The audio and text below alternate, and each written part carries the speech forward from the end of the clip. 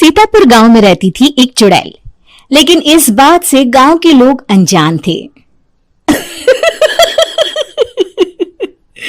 जब तक पूरे गांव की एक एक औरत के गहने मेरे पास नहीं आ जाते, मैं इस गांव को छोड़कर नहीं जाऊंगी, चाहे इसके लिए मुझे लोगों को गायब भी क्यों न करना पड़े।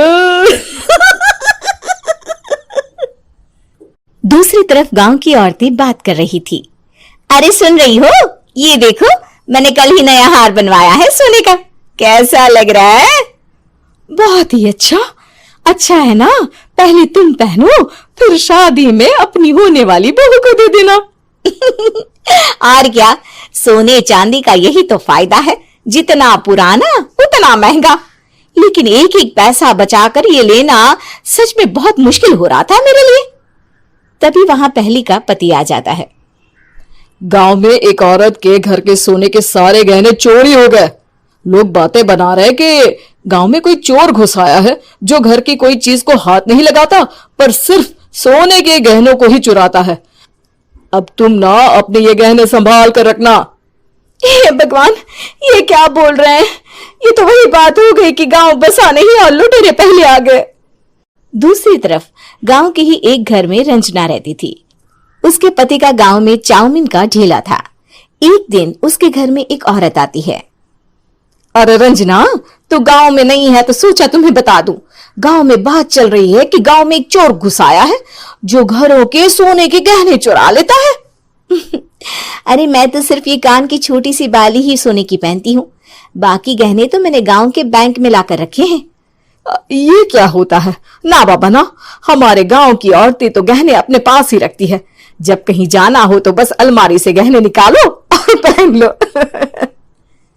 दूसरी तरफ एक औरत हाथ में टोटके वाली छोटी सी गुड़िया लेकर घर में चली आती है। अरे कोई है? घर की औरत है क्या? क्या है ये गुड़िया? ये कोई ऐसी वैसी गुड़िया नहीं है, ये जादुई गुड़िया है। इसको घर की अलमारी में रखना। अगर तुम्हारे घर पर किसी की बुरी नजर होगी तो रात भर में ये पतली सी गुड़िया मोटी हो जाएगी। मैं कल आकर ये गुड़िया ले जाऊंगी और तुम्हारे घर की सारी बुरी नजर छूट जाएगी, समझी? अरे वाह, ये तो बहुत कमाल की गुड़िया है, दे दो। कितने की है एक? अरे नहीं नहीं नहीं, ये फ्री की है।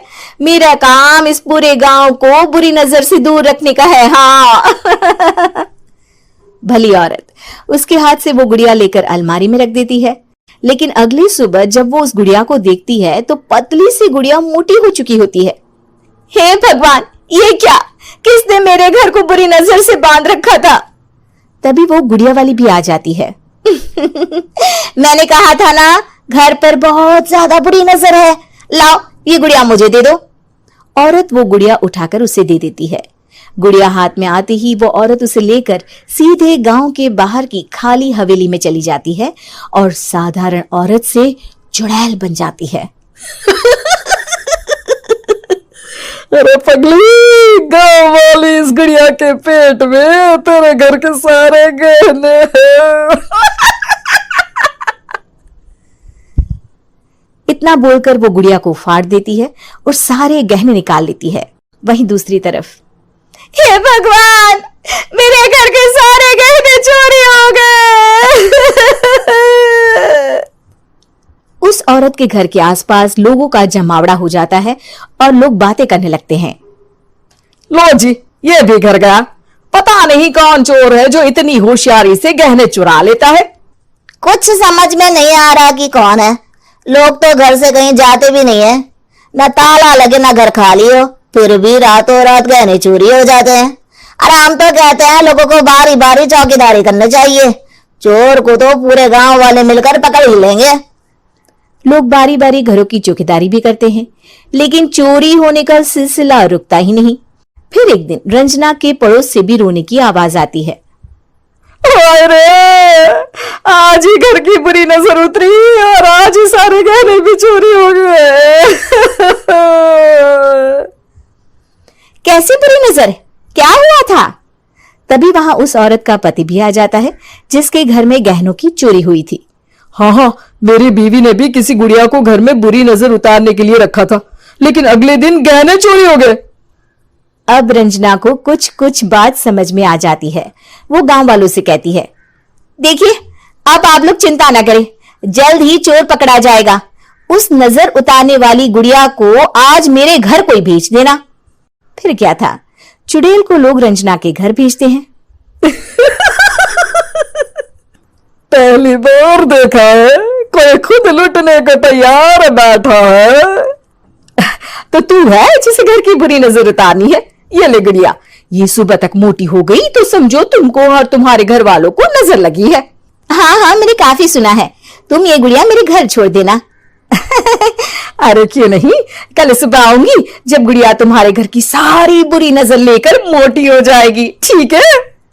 अब क्या था, रात को रंजना ने पूरी नजर गुड़िया पर रखी। वो अपने पति और गांव के कुछ लोगों को घर की खिड़की से घर के अंदर नजर रखने को कह देती है, और फिर जो नजारा सब देखते हैं वो हैरान करने वाला होता है।